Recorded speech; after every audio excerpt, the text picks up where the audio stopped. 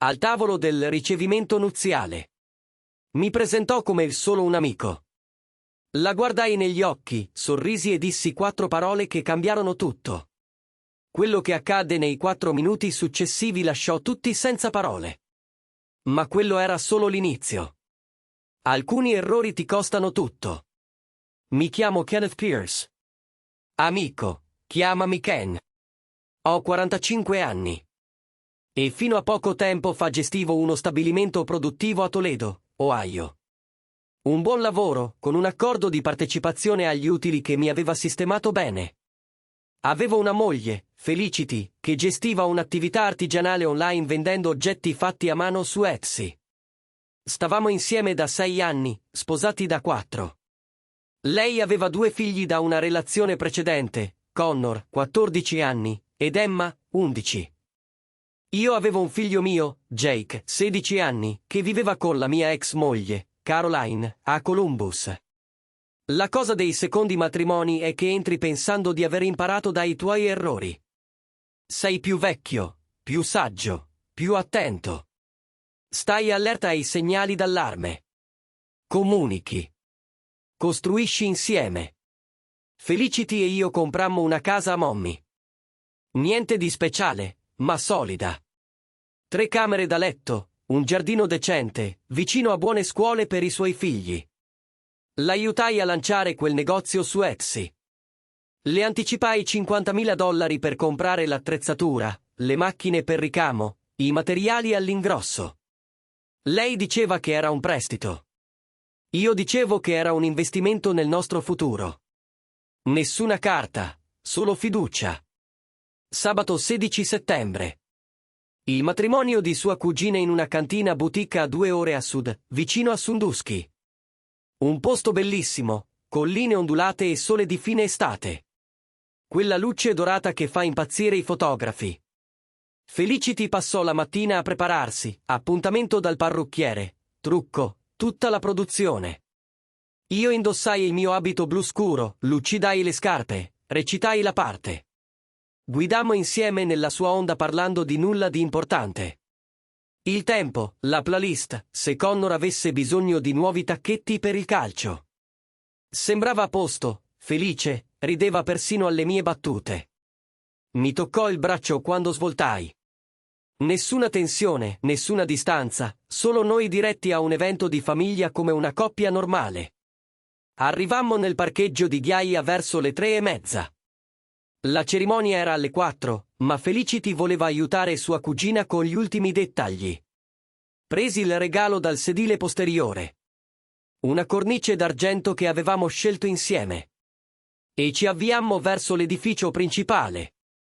Archi di pietra, edera che arrampicava i muri, sedie bianche disposte in file perfette vicino al gazebo. Il tipo di posto che fa pagare un extra solo per esistere.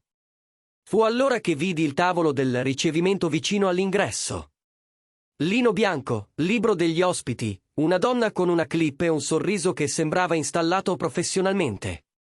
Sui 50 anni, perle al collo. Il tipo di coordinatrice che ha visto tutto e giudica tutti. Alzò lo sguardo mentre ci avvicinavamo, penna pronta. Nomi, per favore. Felicity Pierce, disse mia moglie, firmando il libro con la sua calligrafia a loop. La donna mi guardò, sopracciglia alzate in una domanda educata. E questo chi è? Aspettai che Felicity mi presentasse. Marito, compagno, Kenneth, qualsiasi cosa. Invece, sorrise. Quel sorriso da festa. Quello che si dà agli sconosciuti quando vuoi mantenere le cose leggere, e disse, oh, è solo un amico. Solo un amico.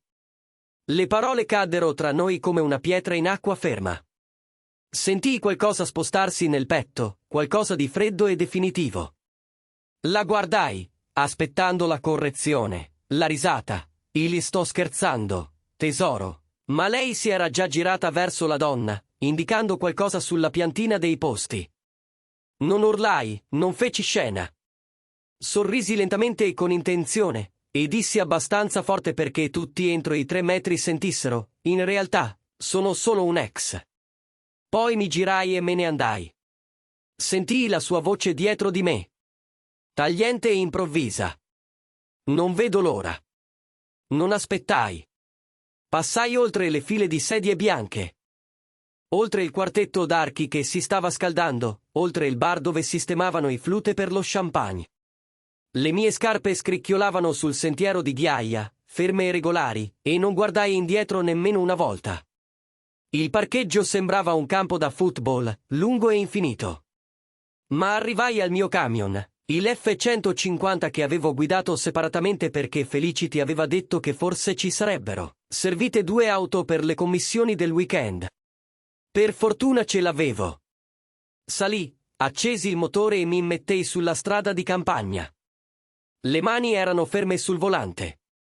Il respiro normale. Mi sentivo calmo in un modo che probabilmente avrebbe dovuto spaventarmi, ma non lo fece. Era la calma di un uomo che aveva appena visto l'ultimo pezzo di un puzzle incastrarsi e finalmente aveva capito l'intero quadro. Per minuti dopo la mia partenza, il telefono iniziò a vibrare. Messaggio dopo messaggio. Felicity, sua madre, sua zia, qualcuno di nome Pam. Non li conoscevo nemmeno. Guardai lo schermo a un semaforo rosso. Ken, per favore torna. È stato un errore. Che succede? Felicity sta piangendo. È imbarazzante. Risolvi. Spensi il telefono e continuai a guidare. Quello che non sapevo, quello che non avrei scoperto fino a più tardi quella sera, era che quei 4 minuti erano stati sufficienti. Sufficienti perché sua madre la prendesse da parte e chiedesse spiegazioni. Sufficienti perché gli ospiti iniziassero a bisbigliare. Sufficienti perché qualcuno tirasse fuori il telefono e si accorgesse che tutto lo scambio era stato ripreso in video proprio lì, sullo sfondo delle prime riprese del videografo, per minuti, per far partire la caduta dei pezzi del domino. E io ero già a metà strada verso casa. Arrivai a casa verso le 6:30. La casa e Mommy sembravano diverse quando entrai. Più grandi, in qualche modo più vuoti. Posai le chiavi sul bancone, slacciai la cravatta e versai 2 dita di bourbon, sedendomi sul divano in abito, fissando il vuoto. Il telefono era ancora spento. Non ero pronto per l'ondata. Verso le 7 lo riaccesi. 43 chiamate perse. 62 messaggi. 3 segreterie telefoniche. Scorsi tutto senza aprire nulla, guardando i nomi confondersi. Felicity dominava la lista, ma c'erano anche altri. Persone che conoscevo a malapena, improvvisamente interessate alla mia vita privata. Stavo per spegnerlo di nuovo quando arrivò un nuovo messaggio. Non Felicity. Non la nostra famiglia. Jake, mio figlio. Papà, devi chiamarmi. È importante. Fissai quelle parole a lungo. Jake e io parlavamo regolarmente, ma non aveva mai scritto così. Mai urgente, mai criptico. Premetti il tasto di chiamata. Rispose al primo squillo. Papà. Ehi, amico, che succede? Ci fu una pausa e sentii un movimento, una porta che si chiudeva. Quando parlò di nuovo, la voce era più bassa. Attento. Devo dirti qualcosa su Felicity. Il petto si strinse. Ti ascolto. Un'altra pausa. Poi ancora più piano. Ho registrato qualcosa al matrimonio prima che te ne andassi. Mi sporsi in avanti. Cosa intendi, registrato? Jake esalò e potei immaginarlo nella sua stanza a Columbus, cercando di capire come dirlo. Non ero stato invitato al matrimonio, giusto? Ma ero a Sandusky comunque, a casa di Tyler per il weekend. La mamma di Tyler è amica della cugina di Felicity, così siamo finiti al locale ad aiutare a sistemare le sedie e cose così. Ok, dissi lentamente. Ti ho visto arrivare con Felicity.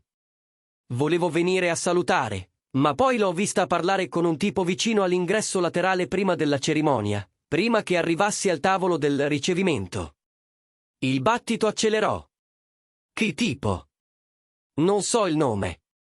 Alto, forse 40 anni, vestito con un abito grigio. Stavano vicini, papà. Molto vicini. E lei rideva, gli toccava il braccio, tutta quella roba. Fece una pausa. Così ho tirato fuori il telefono e ho iniziato a registrare, giusto per sicurezza. Per sicurezza di cosa? Nel caso avessi bisogno di sapere. La sua voce era ora. Ferma. Sì. Ho registrato per circa 3 minuti. Lei lo ha baciato, papà. Proprio lì, dietro il muro di siepi. Non un bacio veloce. Un bacio vero. Poi hanno parlato un po' e lui ha detto qualcosa tipo ci vediamo al ricevimento e lei ha riso e ha detto fai finta di niente, ok? Non riuscivo a parlare. Il bicchiere di bourbon era freddo nella mia mano. Jake continuò. Non sapevo cosa farne. Quasi l'ho cancellato.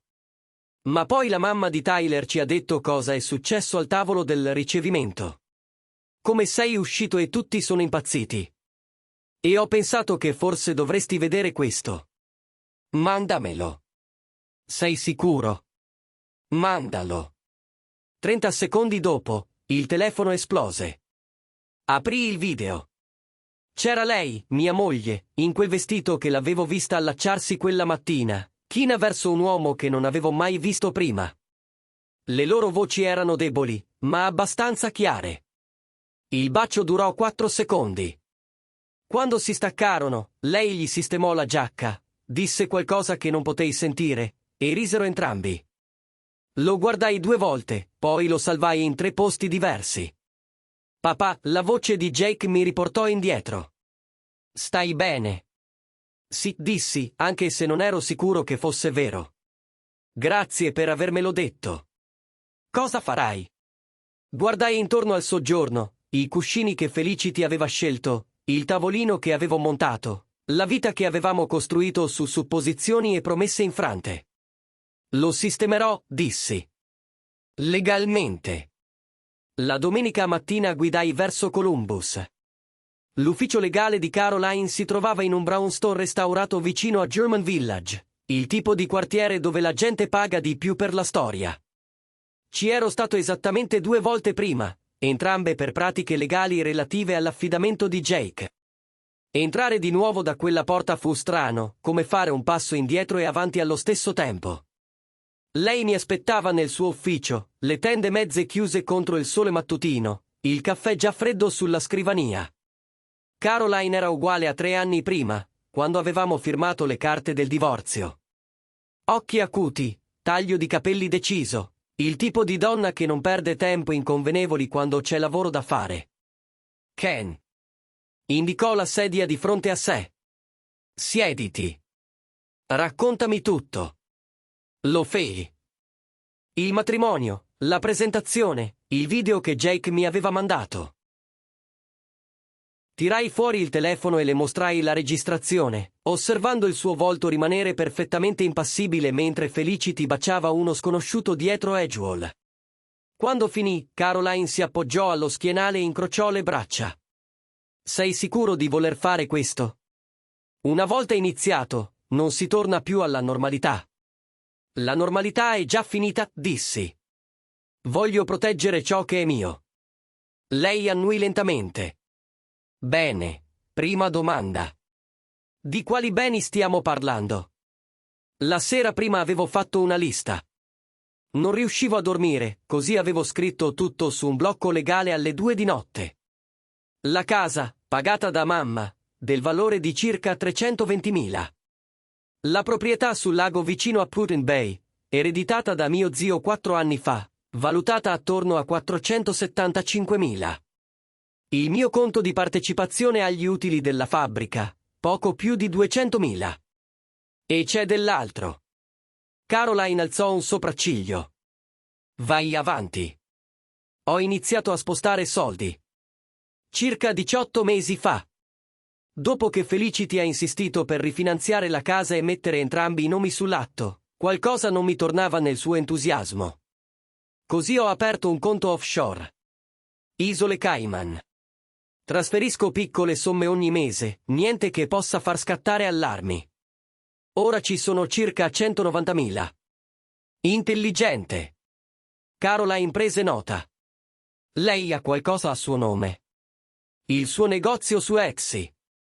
Le ho prestato 50.000 per iniziare 3 anni fa. Nessun documento, solo una stretta di mano. Dice sempre che me li restituirà, ma non succede mai. Li recupereremo con gli interessi. Caroline batté la penna sul tavolo. E la casa? Il suo nome è sull'atto. No. L'ho comprata prima di sposarci. Lei ci vive, ma legalmente è mia. Bene. E la proprietà sul lago? Stessa cosa. Mai aggiunto il suo nome. Non volevo essere riservato, semplicemente non ne ho mai visto la necessità. Caroline sorrise, sottile e professionale. Hai appena reso il mio lavoro molto più semplice. Ecco cosa faremo. Domani mattina deposito i documenti per istituire un trust. Tilden Elm Holdings LLC. Tutto ciò che possiedi andrà lì dentro. La casa, il lago, la partecipazione agli utili, tutto. Sarai l'unico beneficiario e controllore. Lei non avrà alcun diritto legale. Quanto ci vuole? Se agiamo subito, 72 ore. Ma Ken, devi capire una cosa. Quando lo scoprirà, e lo scoprirà, sarà brutto. Lotterà. Si farà assistere da un avvocato. Potrebbe cercare di rivendicare un interesse di fatto o un contributo finanziario. Lascia che ci provi. La mia voce restò calma. Ho registri di ogni deposito, ogni pagamento, ogni transazione. Lei non ha contribuito a quelle proprietà, se non vivendo in esse. Caroline mi studiò per un attimo, e vidi qualcosa cambiare nel suo sguardo. Forse rispetto, o il riconoscimento che non ero più l'uomo sconfitto e stanco che aveva visto 3 anni prima in quell'ufficio. Va bene, disse. Mettiamoci al lavoro. Passammo le 4 ore successive a esaminare documenti, estratti conto, registri immobiliari, costruendo un caso che non era tanto un attacco a Felicity quanto una difesa di ciò che avevo costruito. Quando lasciai il suo ufficio, il sole era alto e implacabile, e avevo una cartellina piena di carte che avrebbero cambiato tutto. Il telefono aveva squillato tutta la mattina. Lo guardai finalmente nel parcheggio. 23 messaggi nuovi, la maggior parte di Felicity, sempre più disperati. Dobbiamo parlare. È ridicolo, Ken. Stai esagerando per un errore. Ti amo. Per favore, torna a casa. Li cancellai tutti senza rispondere, accesi il camion e tornai a Toledo. Non c'era più nulla da dirle. Avrebbero parlato gli avvocati. Lunedì mattina andai al lavoro come se nulla fosse successo. Entrai in fabbrica alle 6:30, come sempre. Controllai i programmi di produzione, parlai con i capi reparto, tenni la testa bassa e la concentrazione alta. Nessuno chiese del mio weekend. Nessuno menzionò il matrimonio. O non lo sapevano o erano abbastanza intelligenti da non farlo. Verso le 10 il telefono squillò. Felicity. Lasciai andare la segreteria. Richiamò alle 10:15, poi alle 10:30. Alle 11 aveva lasciato 4 messaggi, ognuno più agitato, passando dalla confusione alla rabbia fino a qualcosa che sembrava quasi panico. Non li ascoltai. A pranzo andai alla First Mare Bank di Monroe Street e chiesi di parlare con Patricia Ellison, la direttrice della filiale che gestiva il mio conto da 15 anni.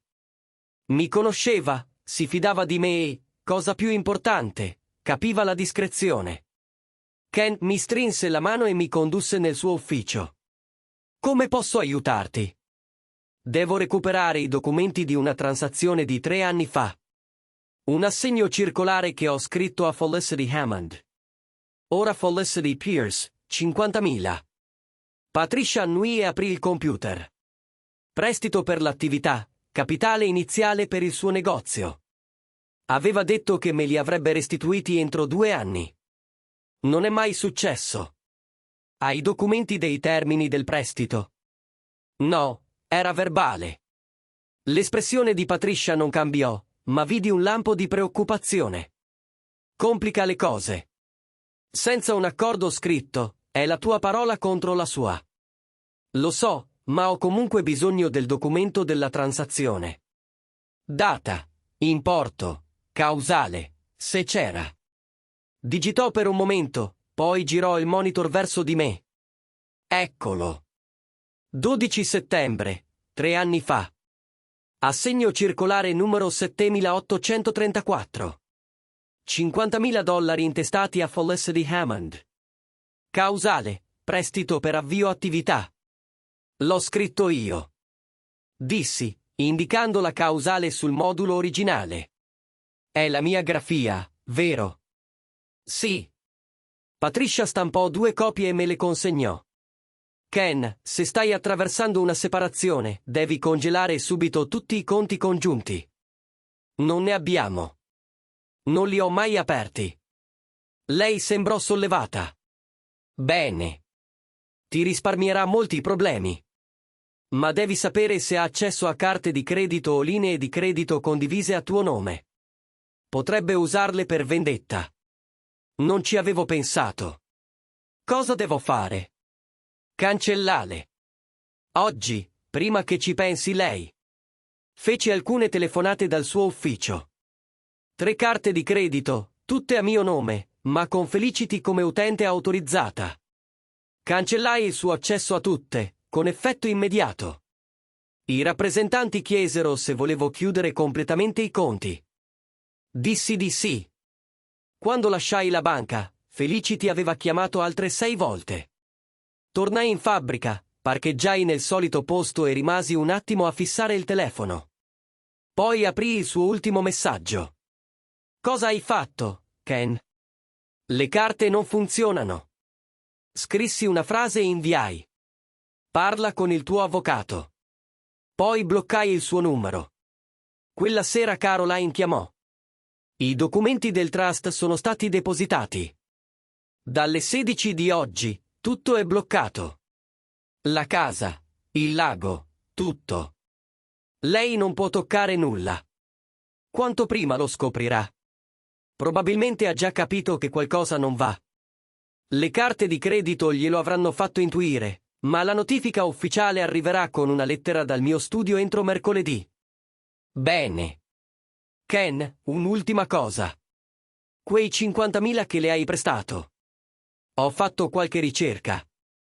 Il suo negozio Etsy è registrato come LL. E secondo le sue dichiarazioni fiscali, dichiara reddito ma non indica da dove proviene il capitale iniziale. È un problema. Che tipo di problema? Uno che l'IRS non gradisce. Se ha preso 50.000 e non li ha dichiarati né come prestito né come regalo, ha sottostimato la sua responsabilità fiscale per 3 anni. Posso fare una segnalazione come whistleblower, se vuoi. Non ti farà recuperare direttamente i soldi, ma le metterà pressione per un accordo. Ci pensai. L'immagine di Felicity che baciava quell'uomo dietro la siepe. Il modo disinvolto con cui mi aveva cancellato al tavolo della reception. I 50.000 che le avevo dato in buona fede. Fallo, dissi. Mercoledì sera ero in cucina a riscaldare gli avanzi di cibo cinese quando il telefono squillò. Numero sconosciuto, prefisso di Toledo. Stavo per non rispondere, pensando fosse un altro tentativo di Felicity di contattarmi, ma qualcosa mi spinse a prendere la chiamata. Pronto, Ken. Una voce piccola, esitante. Sono Emma, la figlia di Felicity, 11 anni. Una bambina dolce che ama i progetti scientifici e mi chiede aiuto con i compiti di matematica ogni martedì. Il petto mi si serrò. Ciao, Emma. Stai bene? Sono a casa della mia amica Betty. Fece una pausa e sentii voci in sottofondo. Qualcuno che le diceva di sbrigarsi. Devo dirti una cosa su mia mamma. Posai la forchetta e mi spostai in salotto. Che cosa? Sta vedendo qualcuno, un uomo di nome Rick. È venuto a casa nostra un sacco di volte quando tu non c'eri, tipo dopo scuola o il sabato, quando eri in fabbrica a fare l'inventario. Rick, non l'uomo del video di Jake, ma ha un nome completamente diverso. Stringevo la mascella. Da quanto va avanti? Non lo so. Forse 6 mesi. Anche Connor lo sa. Gli piace perché Rick ha una moto e lo porta a fare giri. La voce si fece più bassa, ma non le piaceva. Ken, a volte è cattivo con mamma. L'ho sentita litigare con lui la settimana scorsa per soldi. Cosa si sono detti? Rick ha detto che mamma gli doveva qualcosa. Lei ha detto che ci stava lavorando. Poi lui ha parlato del nostro accordo e lei si è zittita. Il nostro accordo. Sentii un gelo nello stomaco. Emma, dov'è tua mamma adesso? È nella sua stanza a piangere. Piange da ieri, da quando una signora è venuta alla porta con dei documenti. Connor dice che è perché ti stai separando da lei, ma non so se è vero. I documenti del trust. Caroline aveva mandato un ufficiale giudiziario a consegnarli di persona. Ascoltami, dissi con cautela. Devi sapere una cosa. Quello che sta succedendo tra tua mamma e me è roba da adulti. Non è colpa tua, e non riguarda te né Connor. Capito? Ci lascerai. La sua voce si spezzò leggermente e mi fece male. Non ti lascio, Emma. Tua mamma e io abbiamo problemi che non riusciamo a risolvere, ma questo non significa che non mi importi di te. Puoi sempre chiamarmi se hai bisogno di aiuto con i compiti. Va bene. Va bene. Lei singhiozzò. Ken, c'è un'altra cosa. La settimana scorsa ho sentito mamma al telefono con qualcuno. Era in garage, ma la sentivo attraverso la finestra. Parlava della casa al lago. Ha detto qualcosa tipo, quando la vendiamo, possiamo dividere i soldi e andarcene. La casa al lago. La proprietà che vale quasi $500,000, su cui Felicity non aveva alcun diritto legale ma che evidentemente pensava di poter vendere lo stesso. Ha detto con chi parlava?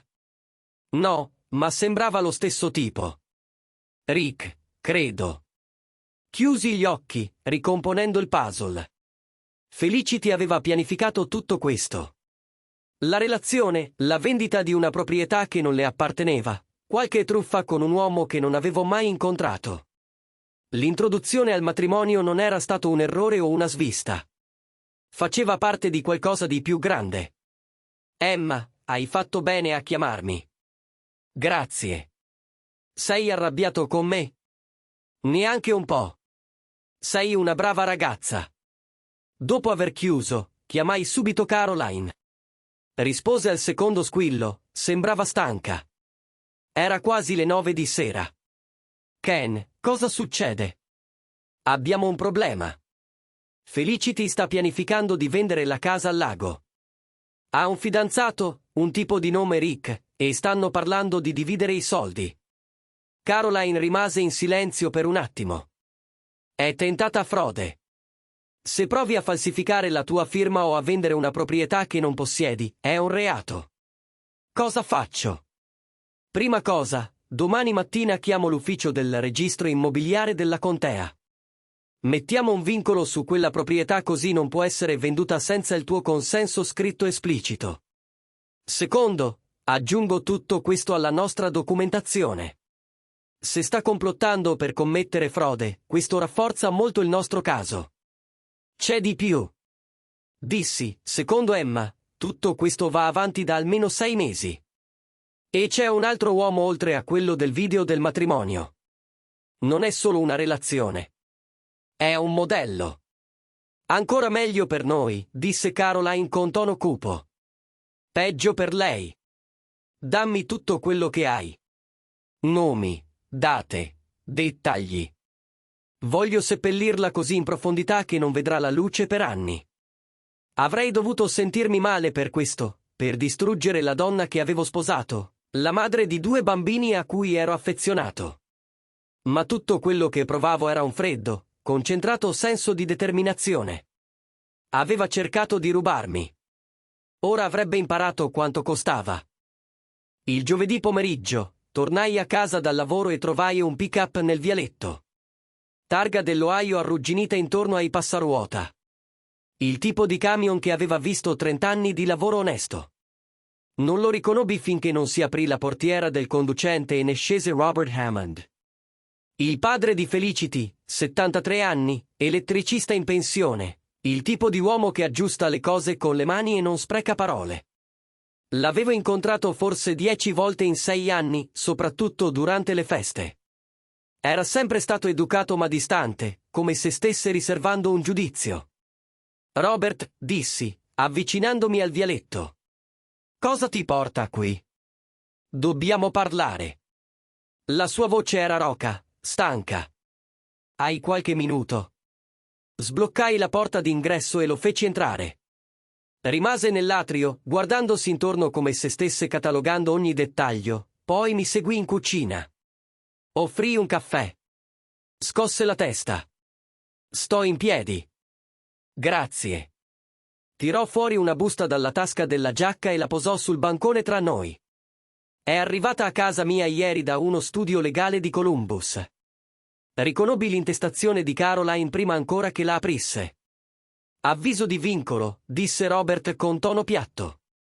Su una proprietà al 4737 di Lakeview Road, Put-in-Bay, depositato da te tramite il tuo avvocato, che impedisce qualsiasi vendita o trasferimento senza il tuo consenso scritto. Esatto. Mi guardò intensamente. È anche la casa di mia figlia. No, signore, non lo è. Quella proprietà l'ho ereditata da mio zio 4 anni fa. Il nome di Felicity non è mai stato sull'atto. Non ha alcun diritto legale. La mascella di Robert si mosse. Mi ha detto che l'avete comprata insieme. Che avevate intenzione di ritirarveli un giorno. Ha mentito. Le parole rimasero sospese tra noi. Robert mi fissò a lungo e vidi qualcosa cambiare nel suo volto. Non rabbia, ma qualcosa di più pesante. Delusione, forse, o riconoscimento. C'è di più, disse piano. È venuta da me 3 settimane fa. Mi ha chiesto di confermare un prestito. $50.000. Ha detto che avevate problemi di liquidità con l'attività. Avevate bisogno di un finanziamento ponte. Ho firmato i documenti perché è mia figlia e mi fido di lei. Il sangue mi si gelò. Che prestito? Che attività? La sua cosa su Etsy. Diceva che stava crescendo. Aveva bisogno di nuove attrezzature, più inventario. La banca l'ha approvato basandosi sul mio credito e sulla mia casa come garanzia. Tirò fuori un altro documento dalla busta. Questo è il contratto di prestito. Scadenza tra 18 mesi.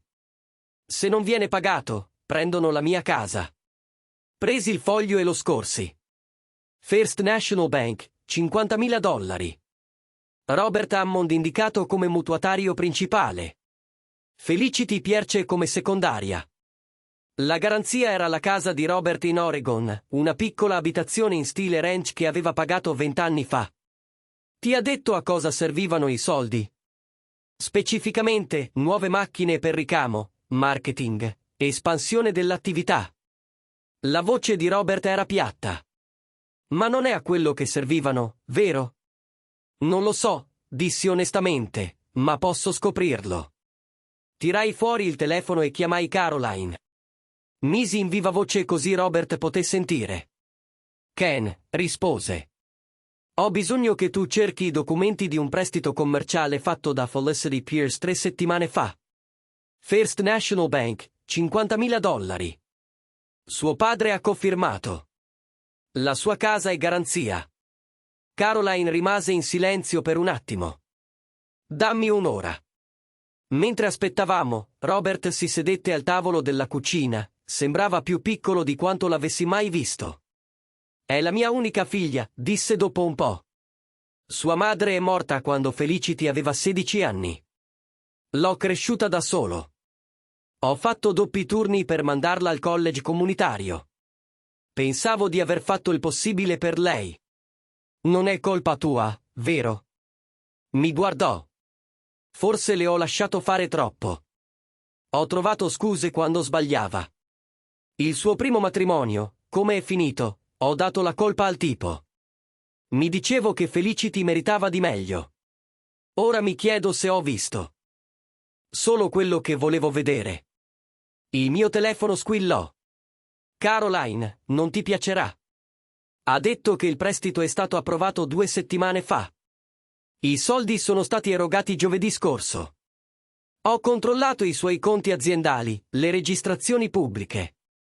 Nessuno di quei soldi è finito nella sua attività. È sparito. Sparito dove? Ritirato in contanti. 10.000 venerdì, altri 10.000 lunedì, il resto ieri. Tutto da sportelli automatici diversi in giro per Toledo e Sandusky. Il volto di Robert divenne grigio. C'è di più, continuò Caroline. Ho fatto delle verifiche. Rick Dalton, 42 anni, vive a Parisburg. Ha un passato. Accuse di frode in Michigan 5 anni fa, risolte fuori dal tribunale, attualmente disoccupato. E Ken ha postato sui social di un grande colpo in arrivo. Ieri ha pubblicato la foto di una moto appena comprata. Una Harley nuova di zecca.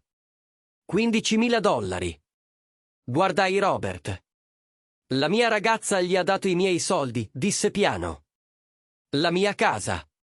Li ha dati a un tipo con una moto. Li riprenderemo. Dissi, tutti. La voce di Caroline arrivò chiara e decisa dallo speaker. Domani deposito denuncia per frode. Penale e civile. Robert, dovrai fare anche una denuncia alla polizia. Furto d'identità. Falsa rappresentazione. Tutto. Robert si alzò lentamente, guardò ancora una volta la mia cucina. Poi mi guardò. Testimonierò contro di lei. Qualunque cosa serva. Non può distruggere le persone e andarsene. Dopo che se ne andò, rimasi nel vialetto a guardare le luci posteriori sparire lungo la strada. E provai qualcosa che non sentivo da sabato a quella vigna. Non rabbia, non tradimento, solo freddo. Assoluta certezza che Felicity aveva finalmente superato il limite. E che le mura si stavano chiudendo. Il video arrivò su Reddit venerdì mattina. Non lo vidi finché il mio supervisore di fabbrica, Mike, non bussò alla porta del mio ufficio verso le 10 con il telefono in mano e un'espressione che non riuscivo a decifrare. Capo, devi vedere questo. Appoggiò il telefono sulla mia scrivania già in riproduzione. Era il matrimonio. Immagini nitide dai primi piani del videografo. Ero lì, in abito blu scuro, accanto a Felicity al tavolo del ricevimento. L'audio era perfetto. Troppo perfetto. E questo chi è? Chiese il coordinatore. La voce di Felicity, leggera e sprezzante. Oh, è solo un amico. Poi la mia risposta arrivò come un colpo di ghiaccio. In realtà, sono solo un'ascia. Il video si interruppe mentre mi allontanavo di spalle e qualcuno fuori campo ansimava. Poi finì. La sezione commenti era un campo di battaglia. 3.000 voti positivi in 4 ore. Premi accumulati come fish da poker. Uscita più spietata dell'anno. Lessi il commento più votato, 800 voti. Sotto, si vedeva il momento in cui lei capiva di aver perso tutto. Un altro, il mio uomo non ha urlato, non ha litigato, è semplicemente andato via. Questa è potenza. Mike schiarì la gola. Ha 6 milioni di visualizzazioni, Ken. E sta ancora crescendo. Lo guardai di nuovo. Vederlo dall'esterno, dalla prospettiva del mondo, lo rendeva reale in un modo che non era mai stato prima. Non era solo la mia umiliazione privata. Era ora un fatto pubblico. Chi l'ha postato? Chiesi. Un account chiamato Wedding Fails. L'hanno preso dalla storia Instagram del videografo. È su Twitter, anche su TikTok, ovunque. Il mio telefono cominciò a vibrare. Messaggi da mio fratello in Michigan. Un altro da un cugino con cui non parlavo da anni. 3 ex colleghi. Tutti volevano sapere se ero davvero io. Spensi il telefono e guardai Mike. Lo sanno tutti qui? Probabilmente sì, ma nessuno te lo dirà in faccia. Non siamo idioti. Quella sera, Caroline chiamò. Il video in realtà ci sta aiutando. Il sentimento pubblico è schiacciantemente dalla tua parte. Se va in tribunale, e potrebbe, conta. Selezione della giuria, accordi, negoziazioni, tutto. Felicity sta male e lo sa. Ti ha contattato? Il suo avvocato ha chiamato un'ora fa. Vogliono negoziare. Di no. Caroline fece una pausa. Ken, stanno offrendo di andarsene puliti. Nessuna richiesta, nessuna pretesa. Vuole solo uscire dalla casa di Robert. I 50.000 che gli ha rubato. I soldi che mi deve. Se ne va anche da tutto questo. È un discorso a parte. Le accuse penali sono già state presentate. Non c'è niente da negoziare. Ha bruciato questo ponte. Lasciala annegare. Sabato mattina, Felicity si presentò a casa. Vidi la sua macchina entrare nel vialetto dalla finestra della cucina. La guardai seduta lì per un minuto intero prima che scendesse. Sembrava più piccola di come la ricordavo. Logorata in un modo che avrebbe dovuto farmi provare qualcosa. Non fu così. Aprii la porta prima che potesse bussare. Kim, per favore. Dobbiamo parlare. La sua voce era roca, come se avesse pianto per giorni.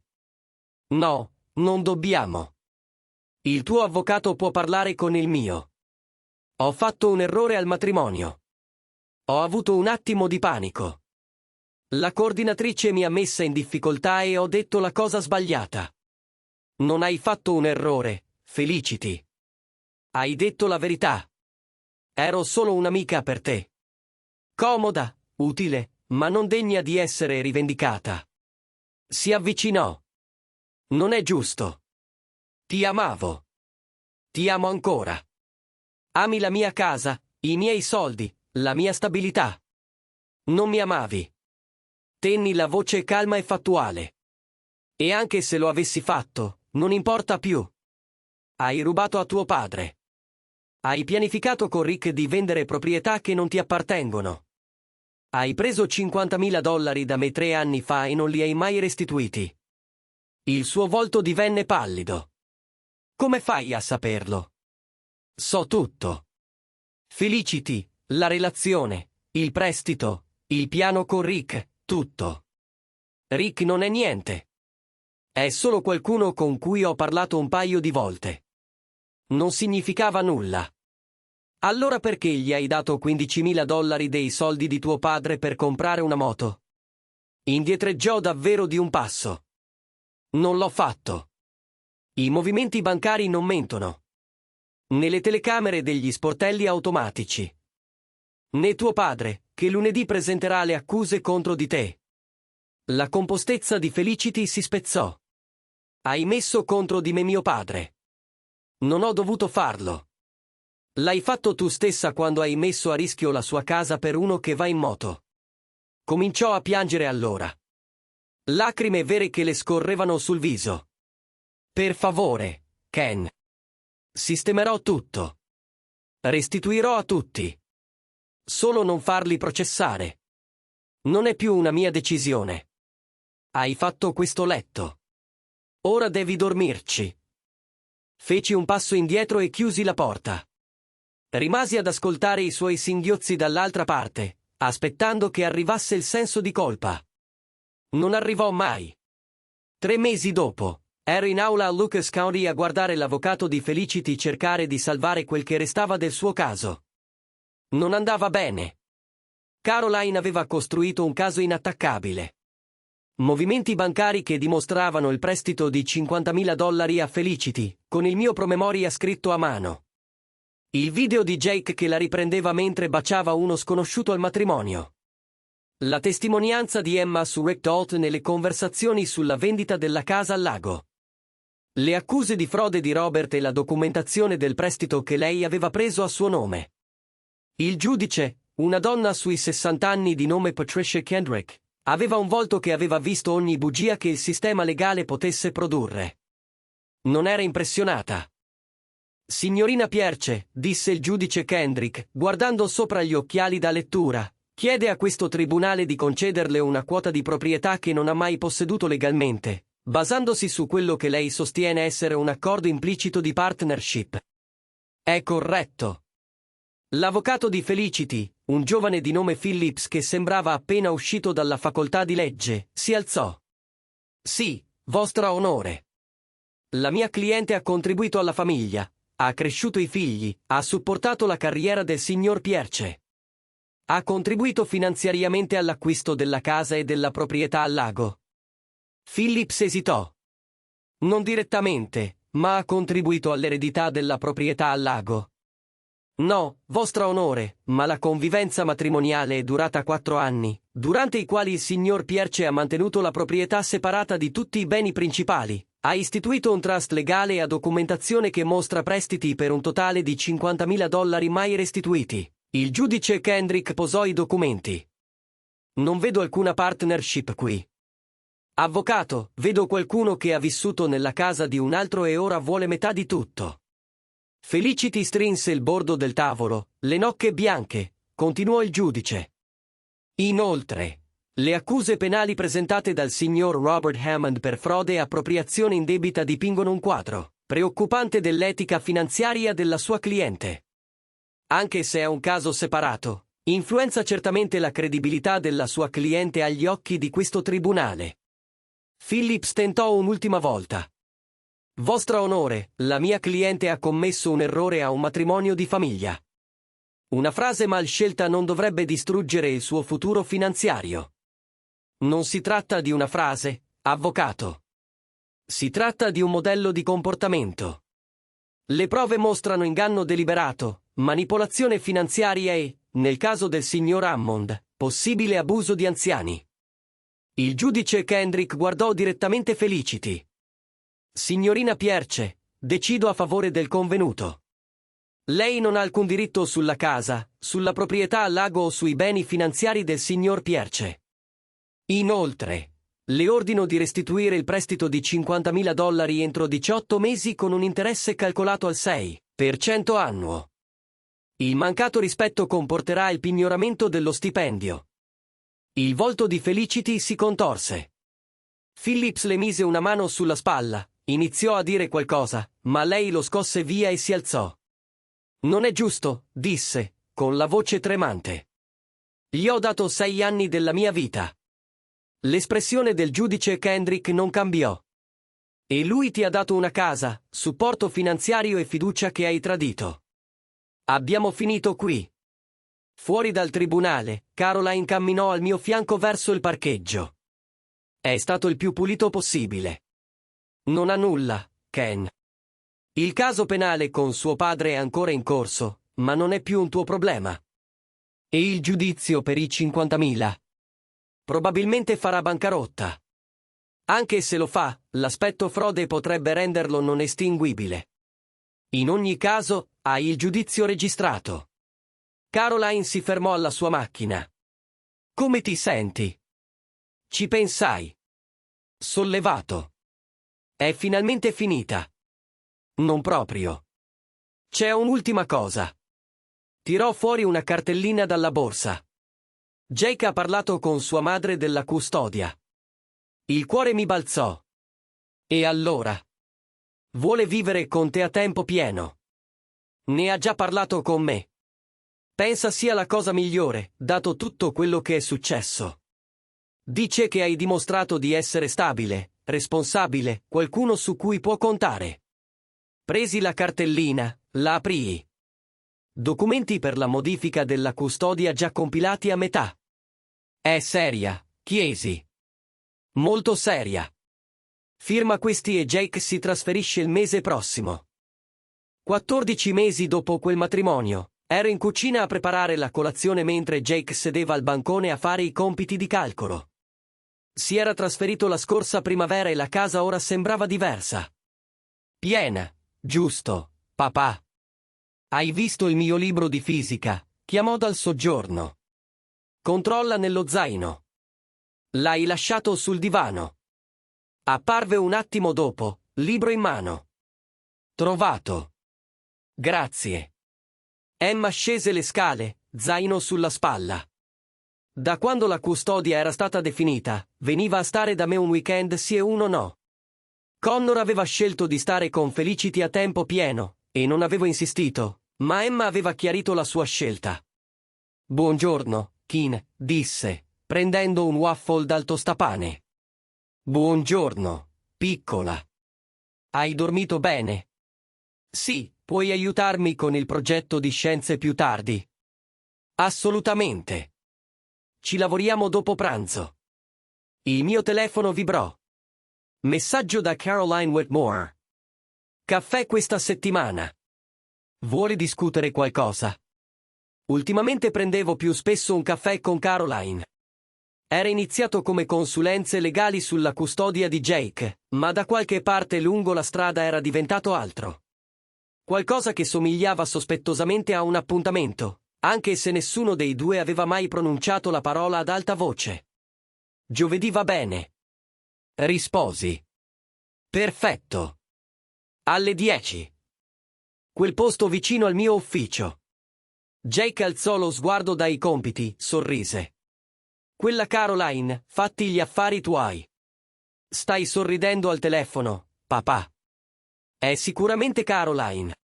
Tornò alle sue equazioni, ancora sorridente. Mi piace. È intelligente e la scorsa settimana ti ha battuto a scacchi. Ha avuto fortuna. 3 volte di fila non è fortuna. Emma rise. E capii che questo era ciò per cui avevo combattuto. Non la casa, i soldi o le vittorie legali. Questo, un normale sabato mattina con i figli che si sentivano abbastanza sicuri da prendermi in giro. Un futuro che non prevedeva di guardarmi alle spalle aspettando il prossimo tradimento. La casa al lago era stata venduta 2 mesi prima, $490.000. Metà l'avevo messa in fondi fiduciari per Jake e Emma. Il resto l'avevo usato per pagare l'ultima parte dei costi per l'espansione della mia azienda. La casa di mamma era pagata, mente libera e pulita. Il conto offshore era rimasto intatto. Un promemoria che a volte proteggersi non è paranoia, ma saggezza. Avevo sentito da conoscenti comuni che Felicity lavorava ora nel commercio al dettaglio, viveva in un monolocale in Oregon con Connor. Robert aveva ottenuto un giudizio contro di lei nel caso di frode. Aveva dichiarato bancarotta, ma il giudice aveva stabilito che il debito non era estinguibile a causa della frode. Lo avrebbe pagato per anni. Avrei dovuto sentire soddisfazione per questo. Forse anche rivincita, ma per lo più non provai nulla. Era un capitolo chiuso e io ero passato a cose migliori. Jay chiuse il suo libro di testo. Papà, stavo pensando che forse quest'estate potremmo andare in macchina fino a Meno Island. Solo noi 3. Farne una cosa nostra. Noi 3. Tu, io e Emma, se va bene. Guardai Emma. Lei annui entusiasta. Sì, dissi. Facciamolo. Quel pomeriggio, Caroline passò a prendere alcuni documenti che Jake doveva per la scuola. Restò per un caffè, poi per cena, e poi ci sedemmo sulla veranda a guardare il sole tramontare mentre i bambini facevano i compiti dentro casa. Sei diverso da un anno fa, disse piano. In qualche modo più leggero. Mi sono liberato di un peso morto. Sorrise. Bella metafora. È la verità. Ho passato 6 anni a portare qualcuno che in realtà stava solo aspettando di lasciarmi. Ora non è più così. Fa bene. Caroline allungò la mano e prese la mia. Per la cronaca, sono contenta che Jake abbia voluto vivere con te. Non solo perché è meglio per lui, anche se lo è, ma perché così posso vederti di più. Stringo la sua mano. È un'opinione professionale. Consulente. Completamente personale. Restammo lì mentre il cielo si tingeva di viola e oro e pensai a quanto fossi lontano da quel tavolo di ricevimento in vigna, da quell'uomo che aveva sorriso e detto solo un asciao prima di andarsene, senza sapere cosa sarebbe successo dopo. Ora sapevo che erano queste seconde possibilità, scelte migliori, una vita costruita sull'onestà invece che sulle supposizioni.